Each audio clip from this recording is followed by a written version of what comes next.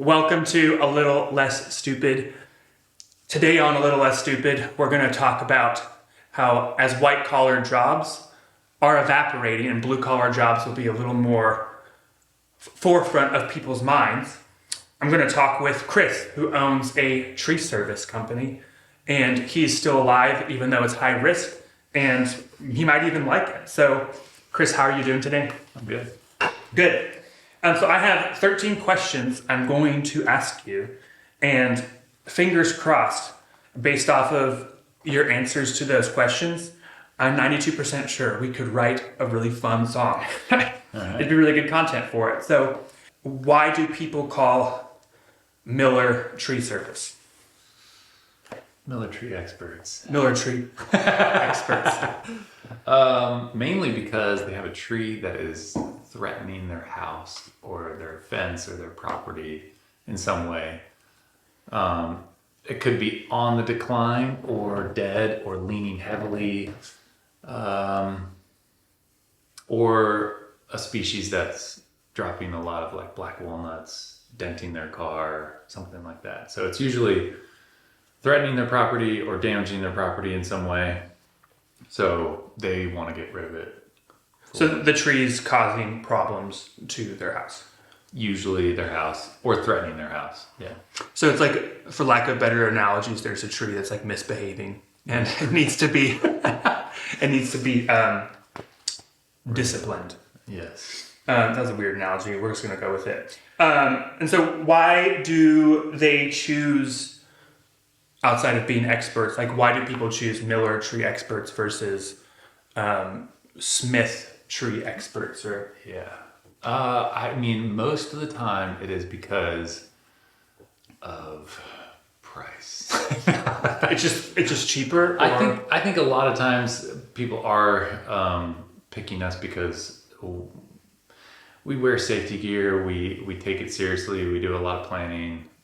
We don't have accidents. We don't damage stuff. We clean up really well after we're done.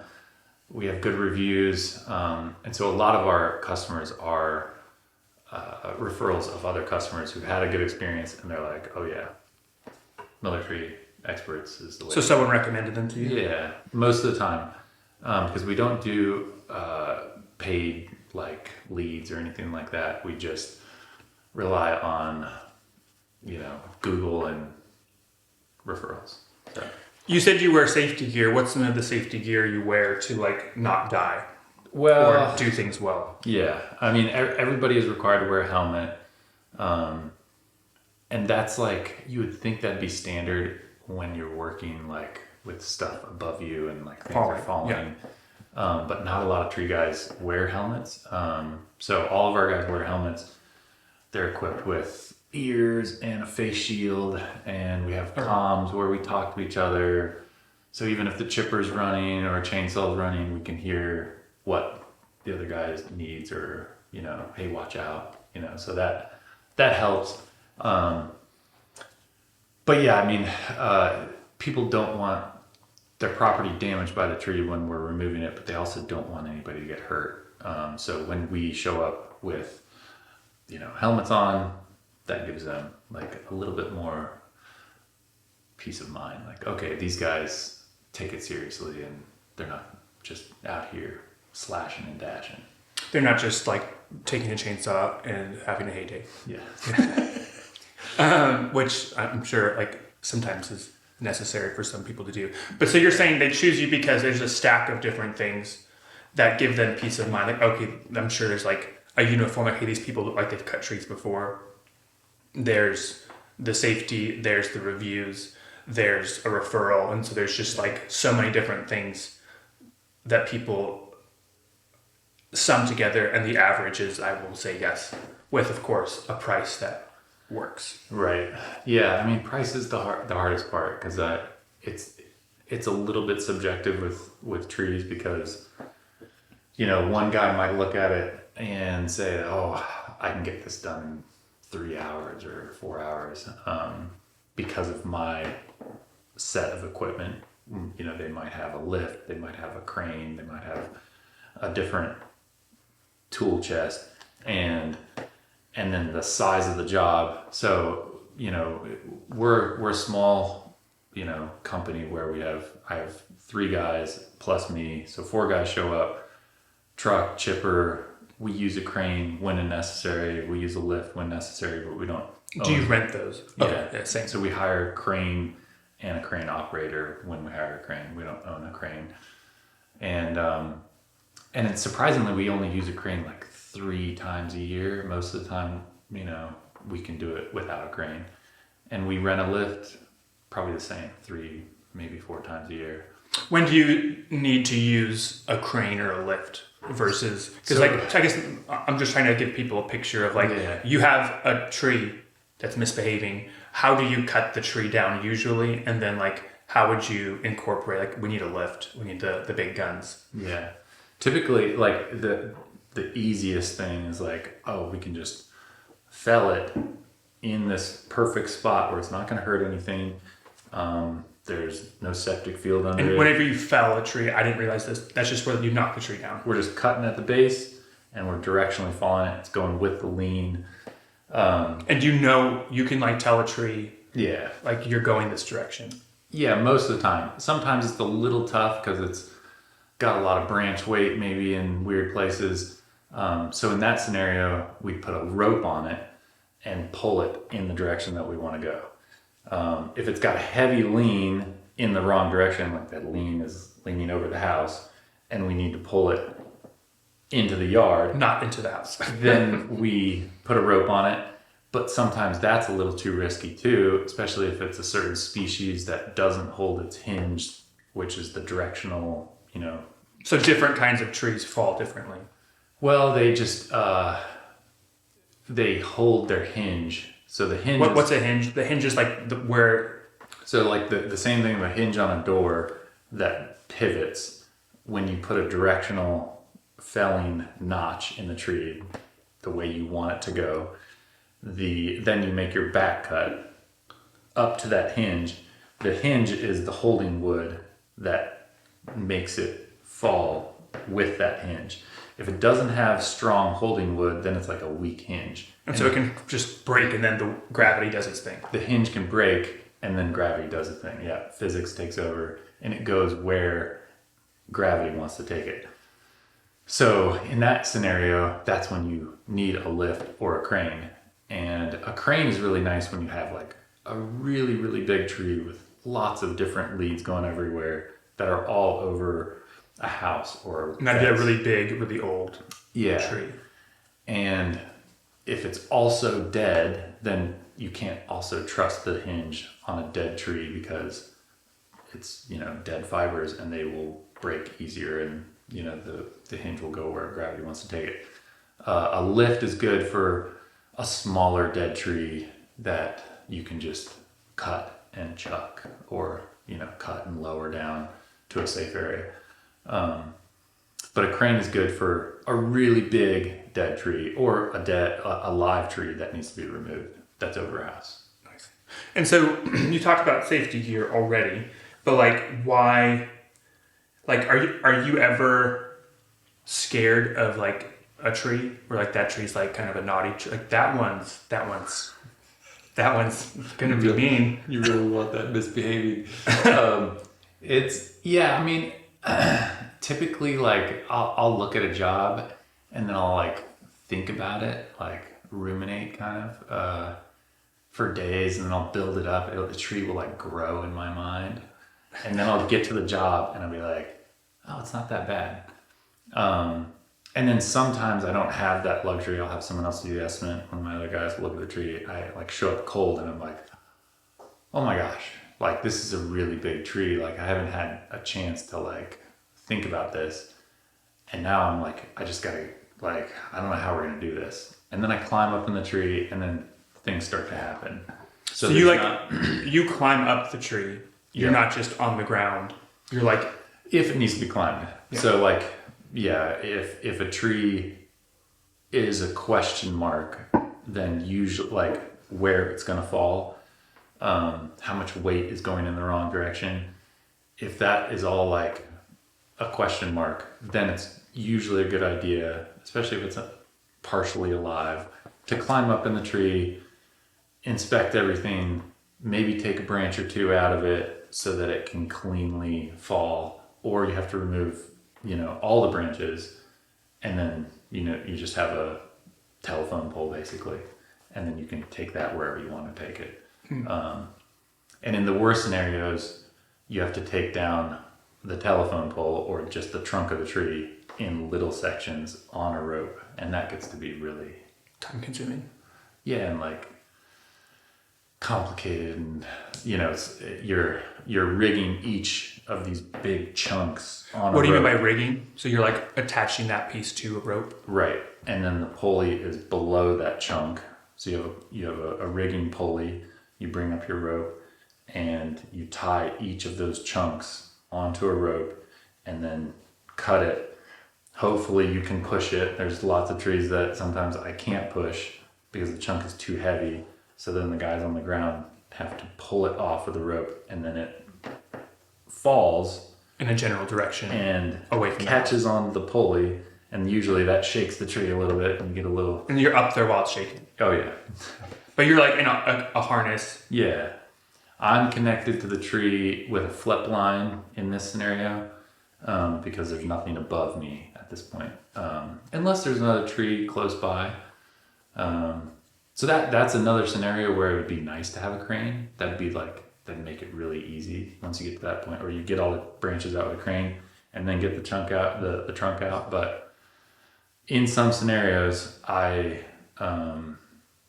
did not get the benefit of looking at the tree, and so I showed up, I feel that. and I am like, we didn't schedule a crane, so I either have to put this job off to when the crane can get here, or we just do it.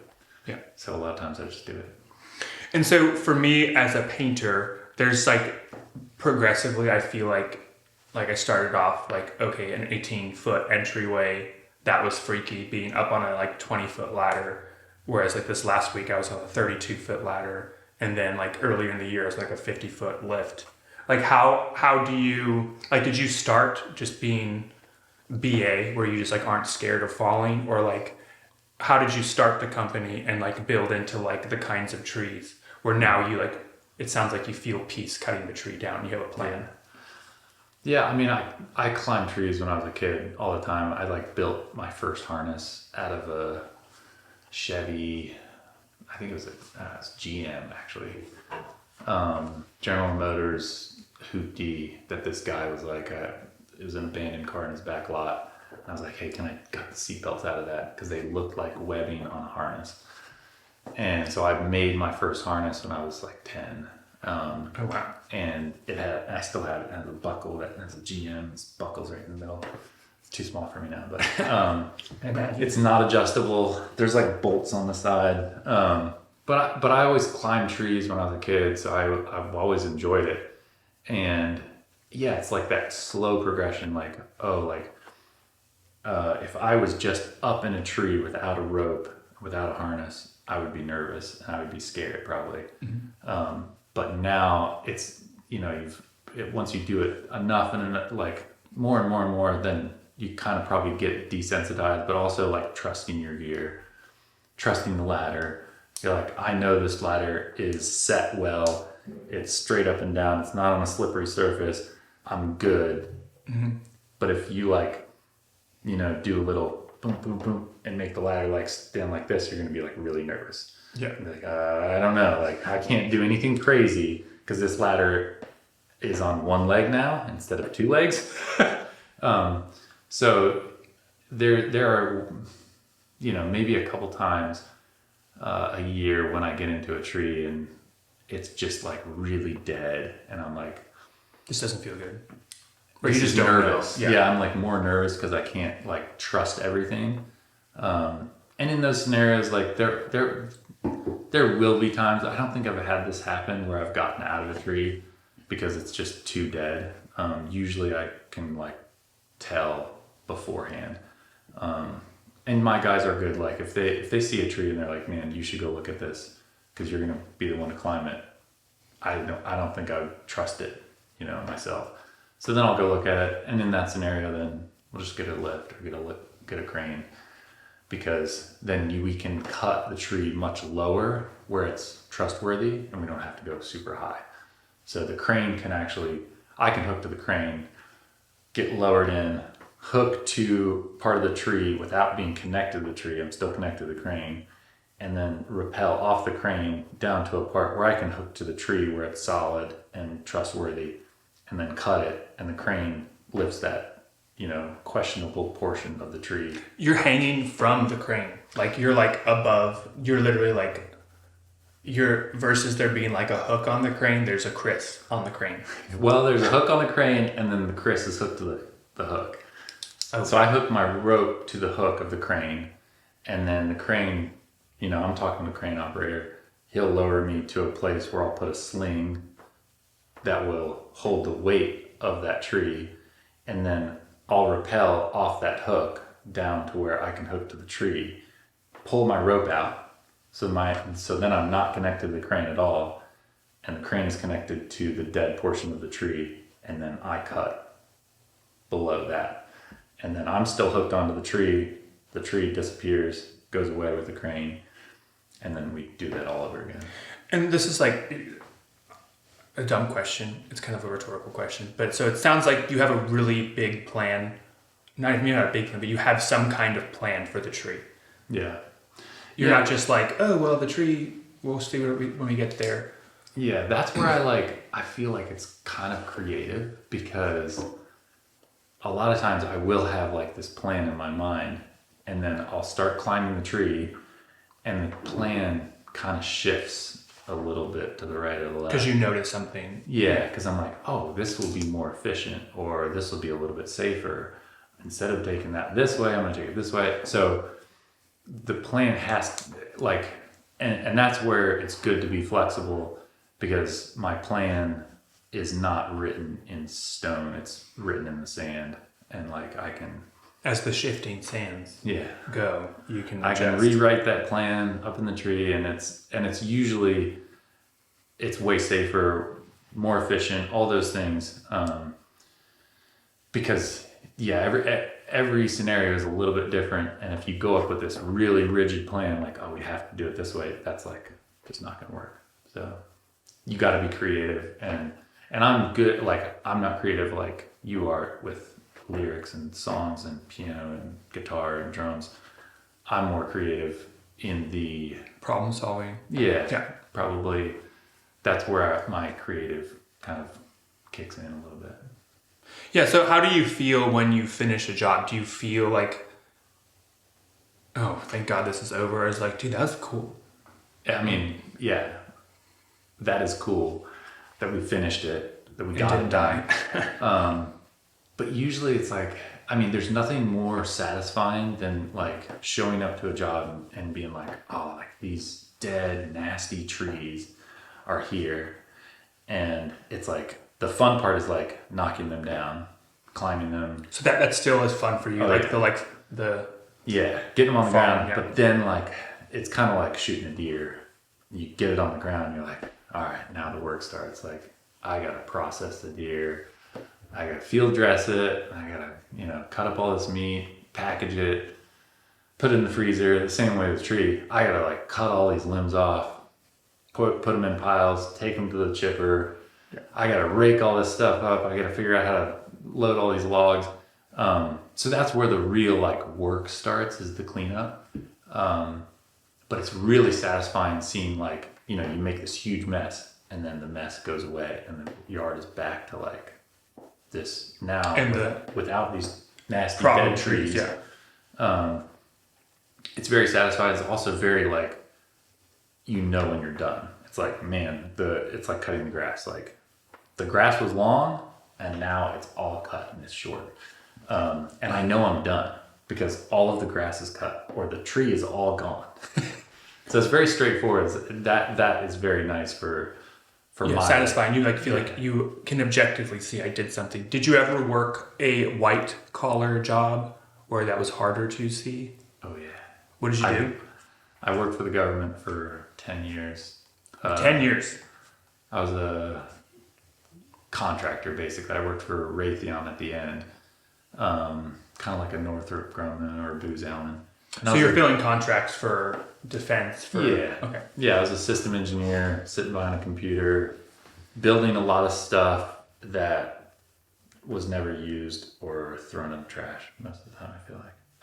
It was like, a lot of busy work, a lot of like, you don't really know like how you're improving anything. I feel, I mean, that's how I felt in my role. I know that there's government contractors that actually provide value, but I didn't feel like I was providing that much value. Well, and that creative side of you probably was like a dry, dead plant. That was like, why me? Well, I was doing tree work in the evening, so that was my creative outlet. That was your side hustle, kind of? Yeah. Okay. Yeah. So I would,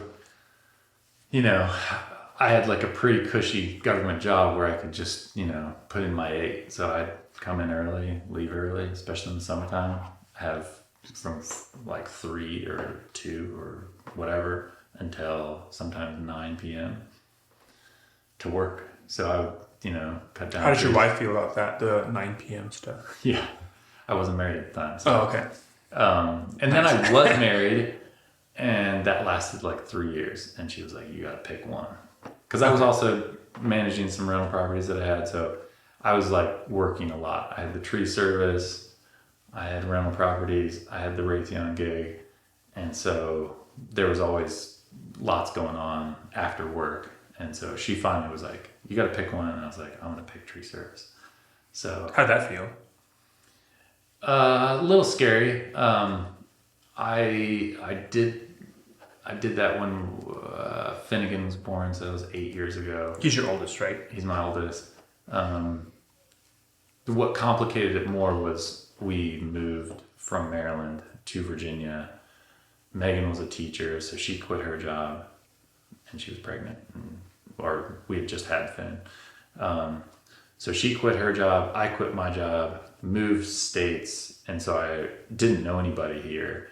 So there was less referrals, obviously. Yeah. So I had like all this work in Maryland, and I kept on getting calls, and I'd go to Maryland and do work, and I was like, I gotta figure this out. So for the first year, It was tricky. it was tricky, and it was like, I don't have any like business here. So I'm either driving back to Maryland to do tree work. So that first year was kind of not ideal, but it was fine. So a question I had, are you familiar with the 80-20 rule? Yeah. And so like, what was the 20%? What would like the 20%, like the 80-20 rule is 20% of the work gets you 80% of the results. So what was like the 20% you would say, or maybe 3 actions that led to the 80% of the like building a new company in an area? Because I know for me with a paint company, just starting from nothing, it was just like, I hope Yeah. people need some painting done, and they tell people. And I feel like the biggest problem we already talked about is 2 things. One is that the fear of dying, getting electrocuted, being an electrician, being on a high ladder, or just doing something really poorly and it like ruining someone's house, like painting everything wrong and or falling off a tree or the tree hitting someone's house. Yeah. And the second problem is the like, how do I start? It's just that overthinking of it. And so to the actual question, what was like the 20%, or what were 3 actions that led to like 80% of the results of like, now you have employees, Yeah. you're booked out a little bit. Yeah. Man, I know that getting on like Google, especially in the beginning, Google was like very helpful. Fed me a lot of work. When you say get on Google, just like having a listing. Registered my business on Google. They send you a postcard and you verify the business. That got me my first customers, along with referrals, because as I made friends here, friends would refer me, and then I also worked for Estate Lawn Services, which was Aaron Olmstead's business. He referred me to a lot of people, and I worked with him. So I, got to know the area, got to know some clients. I think another it's almost like a cheat code for me though. I had like a runway where I wasn't like, I had money in the bank. didn't have this like, man, like if we don't do this level of business, I'm not going to be able to pay my mortgage, pay my light bill, put food on the table. So it didn't feel like reckless and like stupid to go to a new state and try to start a new business. That like, I mean, for some people that might have been like a bad thing because they need like the fire under their butt to like move forward and like press. But for me, that was like, it was just helpful to think like, okay, like it's not a sink or swim situation. Yeah. You have a little bit of time versus like complete. I don't have to get this up and running instantly in the first year. Like I can take my time and slowly build this book of business and build my clients up and do things slowly. I don't have to like go out and buy a lift and buy a brand new chipper and buy, you know, all this stuff. Spend $100,000. Yeah. Right. I can limp kind of along by myself, maybe with a helper and with my old equipment until I either can afford the new stuff, meaning like the business can pay for the new stuff. So that's like two actions. I don't know if there's So the Google, and then it was, what would the second action, how would you summarize that? Like like having a cushion? Runway. Yeah. Runway. Yeah. Runway, I feel like is a very, and then maybe the third thing is like doing it as a side hustle until Like an overlap with, Yeah. okay. So I like had this nice cushy office job where I was able to save money. I did tree service as this side hustle, fun, creative job for me. And yeah, put away money, put away savings, buy a few pieces of equipment. And then what would have even been more helpful was to like start my tree service in Maryland where I'd built like 10 years worth of customers. But you know, we wanted to move. We did that. We took the risk, and maybe having more runway. If you're gonna move states, that's like even more important than like have runway, have some money in the bank. So you're not taking jobs for like, oh, I'm going to cut all these trees for $500. Right. Chasing work is so dangerous. I feel like, especially in the tree service, because you take risks that are not smart. You might do things a little bit like faster to try to make up for a bad quote. Like, hey, I bid this for $500 and I'm going to be here for 2 days. I need a crane. Yeah. I need a crane. And the crane's going to cost me $700 or whatever. It's like, so yeah, chasing work. And I have still chased work, especially like in the winter when we get slow, I'll chase work and I'm never like happy with that. It feels bad when you're done because you're like, I finished the job, but they basically got a lot of stuff for free. Right. And if you get to give it, it's nice, but if it feels like you're stuck without giving it, it stinks. But for the Google thing, you told me something, and so like obviously having a Google listing, but can you tell our audience what you did with Google where it boosted your reviews? Because I feel like early on reviews were like so nice or so important. So I would just ask people like, hey, is there any reason you wouldn't give me a 5-star rating? Usually they would say yes. I don't think ever actually someone would say no. So they would say yes, and then I would send them a link and say, great, can you do that here? And takes a minute. Yeah, 9 times out of 10, maybe less, maybe 8 times out of 10, the people would actually give a review. Because you have over 100 5-star reviews. Yeah. On Google. Other companies have way more than that. I just and there's smarter ways to do it. I think there's like a system you can buy and like, you know, have text sent out and stuff like that. I just ask people to give me a review. And so you said Google reviews, having the listing, asking people to having runway as you start it so that you're not chasing work. And then like, I guess maybe more as you have the company, like what's like, it has its sea legs. What's the thing that you do that makes the work happen? Like, what's the thing that makes your company like what's the lifeblood of Miller Tree Experts? Yeah. I mean, a lot of it's like just personal interaction with customers, showing up when we say we're going to show up, doing what we say we're going to do. If we make a mistake, we make it right. Those things go a long way. And providing a fair estimate and then like not changing it like halfway through the job. It'll be double what I quoted you. You know, those things go a long way, but just personal interaction. I do most of the quotes. I'm on most of the jobs. That can't happen for like big companies. And so I feel like that's like an unfair advantage for small companies is like, hey, like the owner of this company who has like all this vested interest is like showing up to your house. I want you to be happy. I want everything to go well. I'm not just an employee. Like this is my thing. It's my baby. So that like I feel like that helps a lot. Whereas if you're a big company of 10, 15, 20 crews, there's no way the owner can show up to every job.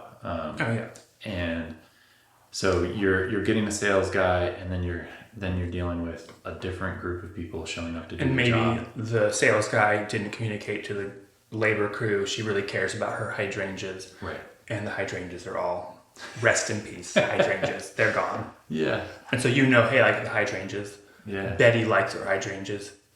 Don't mess with them. Yeah. Keep them alive. There's the tree down. Definitely a lot that can get lost in that telephone game where it's like, I talk to the customer, I tell you what to do when you get there, and then you're telling your crew what to do, and it's like mistakes happen for sure. So that can't happen forever, but I do feel like it's a huge way to like get ahead of the game early on is like, you're the guy showing up for the quote, you're the guy showing up for the work. They know you. Yeah. Yeah, and it's just nice to like know someone. Like I just replaced AC. I called the company and it was the owner's wife. I called again, it was the owner.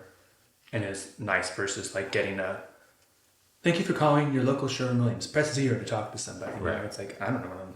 Yeah. Last question for you. So when you're talking to, let's say, a new person, and there's the like, the kind of quirky, but the questions everyone asks, like, what do you do? And you say, I work in tree work. How do you feel when you say, like, I cut down trees for a living? I mean, I like it because I'm good at it. And I know my business. I know my craft really well. Whereas like when I was a system engineer for Raytheon, it's like boring. It's kind of like, and I didn't feel like I was like good at that job. I just felt like I was kind of showing up, doing what I was told to create these, data plans and these, creating these tickets for software engineers to fill out. It was just like it kind of felt bad to like not be like really good at my craft. Now I've like been doing tree work for like 22 years. So wow. I know how to cut a tree down finally after 22 years. Dude, I feel like literally after 4 years of pain, I finally can be like, yeah, you should hire me. Like, whereas the first couple of years, it's like, I don't know, dude. Like, we'll see after the job's done. I mean, don't get me wrong. There's a lot of tree work that I do not know. Like, there's things that I don't know. I'm still learning.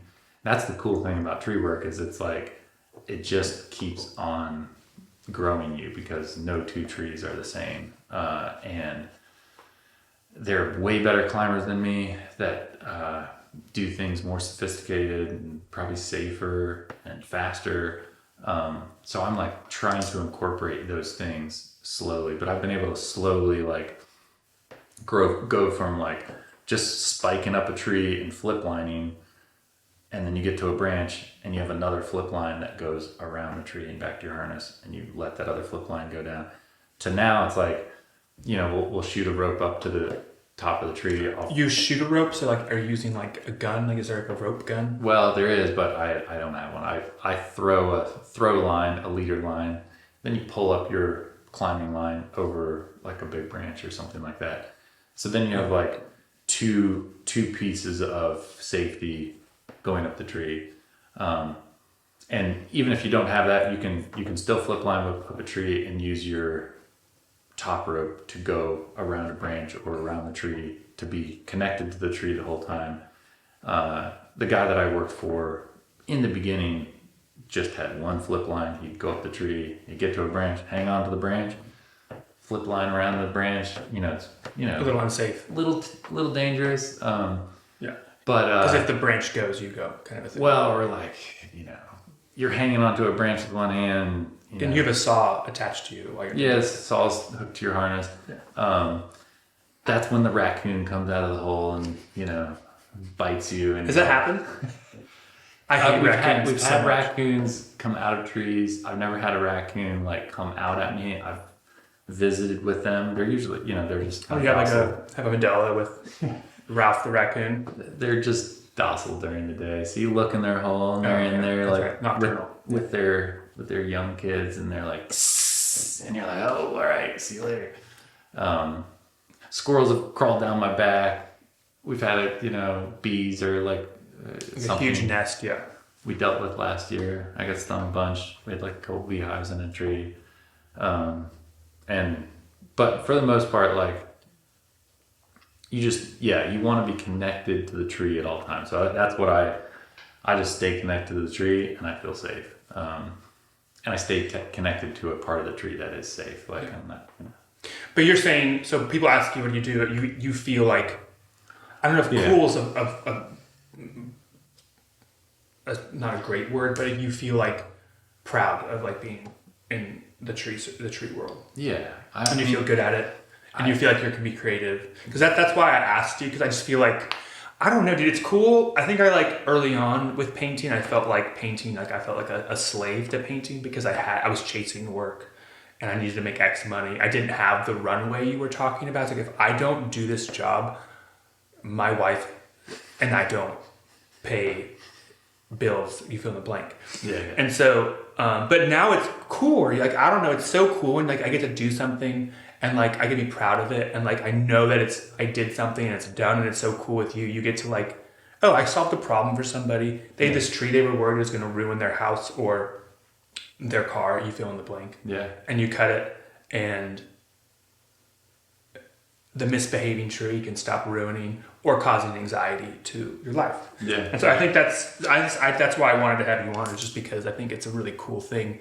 And it takes a bit of courage to be able to like take the leap, or sometimes a holy nudge from your honey to be like, you need to like either do this or not. Because it's just so, I mean, we spend half of our waking life working. It'd be nice if it was like an adventure and like, versus it being like, oh, I'm like sitting at the chair. Because I talk to a lot of people and I want, it's nice to talk about work whenever it's an adventure, but whenever it's like, I'm doing this because it fell in my lap. And so, I hope more people hear your story and they feel like, oh, like I could do something that maybe is like a blue collar job and like actually like enjoy work. Oh, yeah. And be creative in solving problems. And because it sounds like the three things you said, like obviously Google runway, but like I would summarize it as that like saying like doing unto others what you have do unto you. Like if you take care of people's houses the way you would want your house, like if at all possible, don't kill the hydrangeas. Yeah. Yeah. All the things. The third thing probably is like doing something you love. Like, I mean, and that's been like way overdone, I feel like. And there are maybe people that like go and do this thing they love that doesn't pay any money. And it's like, well, that's not good either. What's that? Music. So yeah, like doing the thing you love on the side until you can do the thing you love full time is like kind of I'm like pretty conservative, pretty like risk averse. So that felt like the safest to me. It was like, hey, I really like tree work. I love climbing trees. I love trees. I love like getting to like strategically knock them down and get paid for it. But early on, I was like, I don't think I can make enough money doing that full time. And the risk of it, like, what if I get hurt and all that stuff? So it is tricky, like saying like, oh, just do something you love. But I do think it goes a long way. Like, man, when it's exciting to get out of bed and go to the job and like do something that you really love, that goes a long way. Like, don't get me wrong, there's days that like, I'm like, it's hot. You know, it sucks. The tree sucks. Yeah, and like equipment's broken, you know, it does suck. Or someone quit the day before, yeah. Fill in the blank. But that's all like a challenge too to overcome. That feels fun to me too, to like fix the piece of equipment that's broken, you know, or solve the problem of like, hey, we're down a guy. How do we get the schedule done with less? And like avoid problems. I'm like, man, that really sucked to not have a backup chipper or a backup mini skid, which is like the little bobcat that we use for most of our like a little mini having a backup dirt loader, chainsaw, having, you know, all these backup things, redundant systems. But if we lose both of those things, then we got to buy a new one, or we got to buy 2 new ones because we have a fault tolerant system. So yeah, that goes a long way. I like figuring out how to make my business systems design and systems that help us have uptime and efficiency. That's all fun to me. Okay, so we're about at the time where I want to just write a song about cutting trees down. The last episode, the guest had breast cancer or has breast cancer, and I was just like noticing that's a really sad lyric. Can we make it like more hopeful? And I just kind of want to have like a song that's like more fun. And maybe if you can make them cry, you can make them laugh. So there's either 2 avenues I can see for the song, and one is like the story of a person. It's like a classic story of the person who's like working the job they hate and like taking the leap to like doing the thing that they love and like risking for it. Or there's just an avenue of like a fun story of like a really knotty tree and the battle of like Chris versus the knotty tree. Like that tree where it's like, dude, you are rotten inside. And like, I don't even want to get close to you. Like, I don't want to wrestle you. Like, anyway, I don't know. So there's the 2 avenues. Let's go with it. Let's go with your knotty tree. Knotty tree. Yeah. All right. So the problem is we have a really knotty tree. It's misbehaving in some way. And then like for whenever you see like a tree that's just causing a lot of problems to someone's house, what is like the desire for either the client or for you? I mean, I tell people all the time, like, peace of mind is worth something. Like, if this tree is leaning towards your kid's bedroom and you are up at night worrying about it every time the wind blows, like, it is possible that that tree could break and be on your kid's bedroom. So peace of mind, it sounds like, is the desire. And then, so the obstacle, I guess we can go, the obstacle is this tree is, in my mind, is like a really naughty tree. Like well, I just like, there's like some like back there, like I've thought of cutting it down, but there's like one tree that's broken, and I think I texted you and I cut it, but now it's leaning against another tree that also it fell into a tree that was also dead, and then that tree's leaning into like there's literally like 3 trees, and it's like, dude, I have no idea how you would cut that without like the tree falling in multiple directions. And yeah, could it bow out? Could it just like come out of the roots and pop you in the face? I don't know. Yeah, you would know. Probably get the crane in there. Like, I guess maybe a better question is like, what's like a tree you remember where it's like, dude, this one sucks. This tree's like mean. Like or I guess maybe like you're nervous about the tree. I mean, we cut a tree down on Friday. I mean, it was a big. So yesterday? Yeah, yesterday. Big red oak, probably this big around. We put every bit of pull we had on it. And it was just such a heavy tree, and it had, enough lean going that way. It just wouldn't start. And so I kept on cutting, and I was to the point where I was cutting almost all of my hinge off. Like I was cutting so close to the hinge that it wasn't going to hold on that hinge and gravity was going to take it onto this fence. Command is something you should be able to see. So command means like, I have command over this tree. So you put a rope in it and you like pull it and it goes like this. It starts to move in the direction of the rope. Then you know like, okay, I've got command over this tree. And we just were not seeing that. Finally, we had enough wedges behind it. We were doubling up wedges to try to pick up the back cut. But finally, we saw that we had like, command over it. Yeah. What was it for you where you were like, there was some like either a growth or something you noticed where like, hey, we're not just going to keep axing the tree. I mean, at that point we were committed. We would have probably put another rope on it and put another point of pull on it. So more pull. Once I saw the tree moving in the direction and the wedges were able to like actually start lifting the tree, that was like the moment of like, okay, we're good. We got this.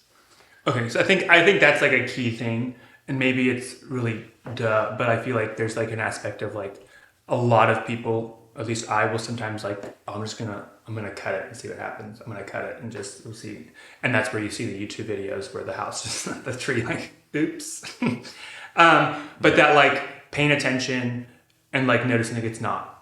I don't know it's gonna go. Yeah. Like you called it runway, but like in this situation also having like that runway of like, okay, we're gonna like we're not gonna take the easy way out, and we're gonna keep throwing ropes until we see you like Command. Yeah. We want to see command. We're gonna try this. Let's see how it goes. Like that's the most dangerous thing. I got this tree, he's I got this tree and he's misbehaving. He's leaning drunk, gonna fall on my baby. I try to cut and he says, you just sit down. He takes my pride and says, boy, you just sit down. Whatever melodies for that. Okay, and then I like the idea of like what you were saying with the tree, where you couldn't just cut the tree down, and so it went to like this like pulley system, and you weren't taking the easy way out. We're just gonna cut it and see what happens. But it was like a 1 rope, 2 rope, 3 rope, 4. Mother Nature says, what you doing that for? 1 rope, 2 rope, 3 rope, 4. You took I'm 4. Oh, I'm gonna put you down on this forest floor.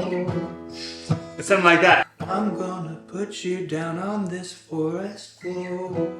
I think that's it. But then like I like the like I'm gonna cut you down, and I feel like that's cool in life. Like you try and do things like the normal easy way in Mother Nature, or just life is like no. Yeah. And there's like that like okay, stop. You just like keep trying like another rope, and it's like we gotta do another one. And it's like that's gonna take more time.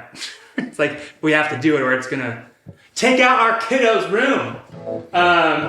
And so yeah, well, dude, thank you so much for joining. Dude, thanks for having me. It's so much fun. Of course. And thanks for showing us a little bit on how to like, as AI takes a lot of jobs, I think there's a really cool opening if people are willing to, like you said, have that runway, overlap it, and then just like do something you love. Yeah. So I'll write the song and I'll send it to you.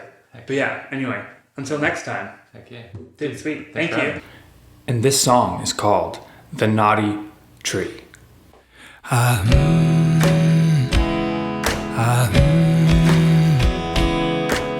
see cedar leaning toward my babies. In your cup of joe, tell me how much Bailey's. I ain't gonna wait for you to fall. Go and laugh at me, go and laugh at me. Try and get you down and you take my saw.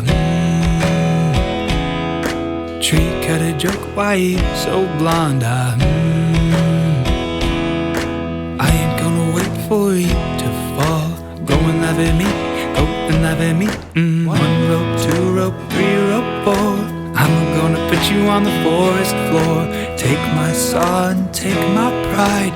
Try to take my family, you die. And 1 rope, 2 rope, 3 rope, 4. And if I need 5, call Chris next door. I've been talking to the town, and you and Knotty Tree, we gon' cut you down. I've been talking to the trees, they don't like you bending over all their leaves.